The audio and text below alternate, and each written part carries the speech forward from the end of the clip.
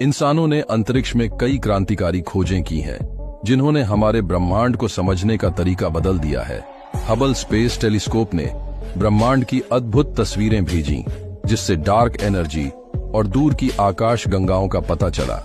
Apollo 11 mission में Neil Armstrong और Buzz Aldrin ने चांद पर कदम रखा, मानवता के लिए एक ऐतिहासिक क्षण।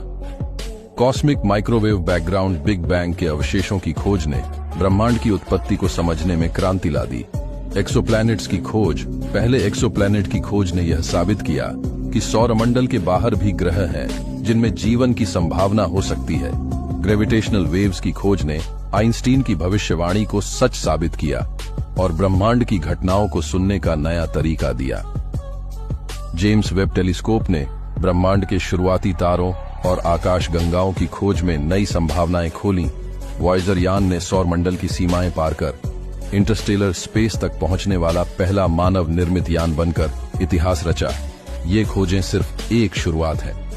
अंतरिक्ष के अनगिनत रहस्य अभी भी हमारे सामने खुलने बाकी हैं।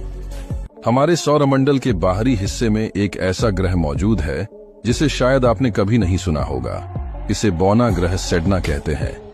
इसका नाम इनुइट मिथक की समुद्र देवी सेडना के नाम पर रखा गया है, जो बर्फीले और ठंडे पानी की देवी मानी जाती है, जो इसके ठंडे वातावरण से मेल खाता है।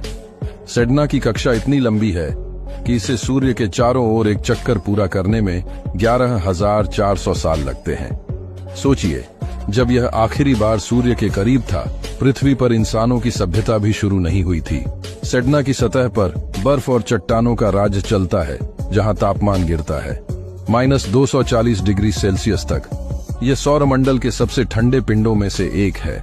वैज्ञानिक मानते हैं कि सेडना हमारे सौरमंडल की बाहरी सीमा, जिसे ऑट क्लाउड कहते हैं, का हिस्सा हो सकता है। यह वही जगह है जहां से धूमकेतु आते हैं। सेडना की अत्यधिक ठंडी और बर्फीली सतह के कारण यहां जीवन की संभावना नहीं मानी जाती। सेडना की अनोखी कक्षा और बर्फीला वातावरण इसे एक रहस्यमयी खगोलीय पिंड बनाते हैं। सेडना की इस ठंडी दुनिया में और भी रहस्य छुपे हो सकते हैं। क्या आपने कभी मकेमाके के बारे में सुना है? यह सौरमंडल का एक बौना ग्रह है जो प्लूटो के पास स्थित है। मकेमाके को 2005 में खोजा गया और 2008 में इसे आधिकारिक रूप से बौना ग्रह का दर्जा मिला। यह ग्रह सूर्य से बहुत दूर है और इसे सूर्य का एक चक्कर पूरा करने में 310 साल लगते हैं। मकेमाके की सतह बर्फीली और ठंडी है, जो इसे प्लूटो की तरह बनाती है। मकेमाके के पास फिलहाल कोई महत्वपूर्ण वायुमंडल नहीं है, लेकिन यह संभावना है कि जब यह सूर्य के करीब आता है तो इसकी सतह से कुछ गैसें निकलती होंगी, जिससे एक पतला वायुमंडल बन सकता है। मकेमाके का नाम ईस्टर द्वीप के एक देवता के नाम पर रखा गया है। मकेमाके के पास एक छोटा चंद्रमा है जिसे MK2 कहा जाता है, जिसकी खोज 2016 में हबल स्पेस टेलीस्कोप द्वारा की गई थी। यह सौरमंडल के सबसे चमकीले बौने ग्रहों में से एक है।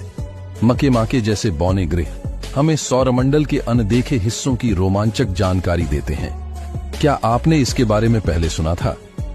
एनसेलाडस शनि का एक छोटा लेकिन अत्यधिक दिलचस्प चंद्रमा है, जिसकी सतह के नीचे पानी के महासागर होने की संभावना ने इसे वैज्ञानिकों के लिए आकर्षण का केंद्र बना दिया है। एनसेलाडस का व्यास लगभग 500 किलोमीटर है, जो इसे शनि के छोटे चंद्रमाओं में से एक बनाता है। इसकी सतह ज्यादातर बर्फ से ढकी है और बहुत चमकदार है, जिससे यह सौरमंडल की सबसे अधिक परावर्तक वस्तुओं में से एक है। यह सूर्य की लगभग 90% रोशनी को परावर्तित करता है। एनसेलाडस पर बर्फ के फव्वारे फूटते हैं, जो बर्फ और पानी के वाष्प के साथ कार्बनिक यौगिक और अन्य खनिज कणों को अंतरिक्ष में उछालते हैं।